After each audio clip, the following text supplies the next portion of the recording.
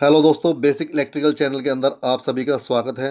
दोस्तों, इस वीडियो को बनाने का जो मेरा मकसद है ना, वो आपको ये बताने का है कि एक तो सिंगल फेस की मोटर के कैपेसिटर की दोनों तारों पर 400 वोल्टेज कहाँ से आ जाती हैं, जबकि सिंगल फेस की मोटर तो सिंगल फेस की ही होती है। और दूसरा ये कि कैपेसिटर बैंक क्या होता है, यानी कि किसी मोटर पर केवीआर लगाने से उस मोटर के एम्पेयर कम कैसे हो जाते हैं, ये सब कुछ कैसे होता है। सबसे पहले मैं सिंगल फेस की बात करूंगा। जी हाँ, सिंगल फेस का चाहे सीलिंग फैन हो या कोई भी मोटर हो जिसके अंदर कैपेसिटर लगता हो, कैपेसिटर की दोनों तारों पर ही, जी हाँ, 400 वोल्टेज ही आएंगे।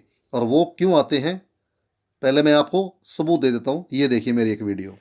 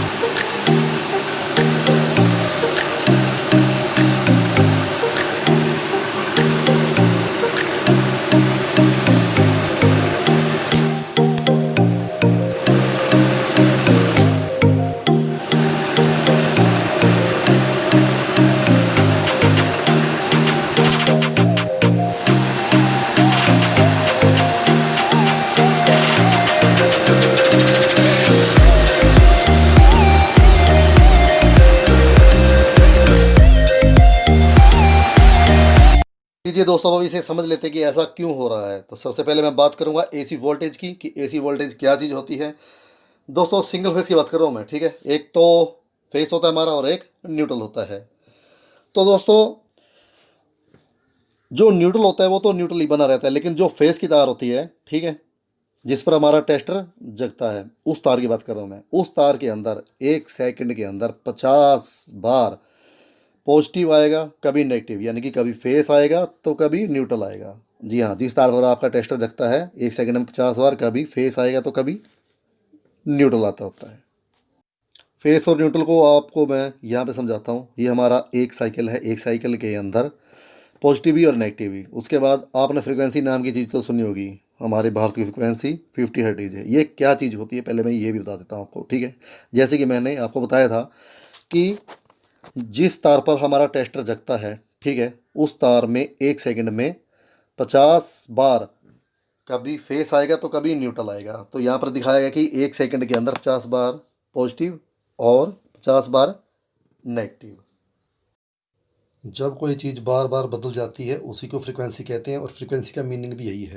तो लीजिए दोस्तों, अब बात करते हैं कि कैपेसिटर की दोनों तारों पर 410 वोल्टेज कैसे आते हैं।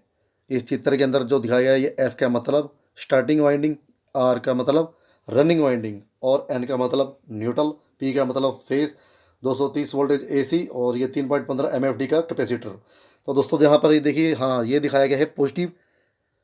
तो फ्रीक्वेंसी के अंदर आपको पता ही है कि कभी पॉजिटिव कभी नेगेटिव। सबसे पहले तो पॉजिटिव यानी कि फेस आएगा, फिर न्यूट्रल आएगा, फिर फेस आएगा, फिर न्यूट्रल आएगा। तो सबसे पहले तो फेस आएगा। तो जैसे ही फेस आएगा पॉजिटिव, जी हाँ, पहले फेस गया वाइंडिंग के अंदर, ये चला गया घूमकर, और देखिए ऐसे घूमकर चला गया। उसके बाद कैपेसिटर पर चला गया, कैपेसिटर चार्ज हो गया है। अब बात आती है नेगेटिव की। जी हाँ, अब न्यूट्रल आ गया है साइकिल का जो नीचे वाला हिस्सा है, ऊपर वाला तो पॉजिटिव, नीचे वाला नेगेटिव, यानी कि अब न्यूट्रल आ गया है। जैसे न्यूट्रल आया है और कैपेसिटर हमारा चार्ज हो गया था, उसने अपनी तरफ से पॉजिटिव देना शुरू कर दिया, इस साइड से न्यूट्रल मिलना शुरू हो गया है। तो जी हाँ, इस वजह से ही कैपेसिटर पर 410 वोल्टेज शो होती है। और दोस्तों अब बात आती है केवीएआर की। आखिरकार मोटर पर केवीआर लगाने से मोटर के एम्पियर कम क्यों हो जाते हैं। सबसे पहले मैं इस सिंगल फेस के कैपेसिटर को समझाऊंगा।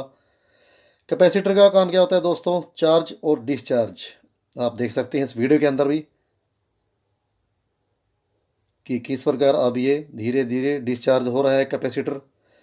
तो दोस्तों हमारे पास मोटर है एक 10 एचपी की, जो कि 3 फेस की मोटर है, और ये मोटर फुल लोड पर 12 एम्पियर का लास्ट करंट लेती है। ये लास्ट लिमिट है इसके 12 एम्पियर की, ठीक है।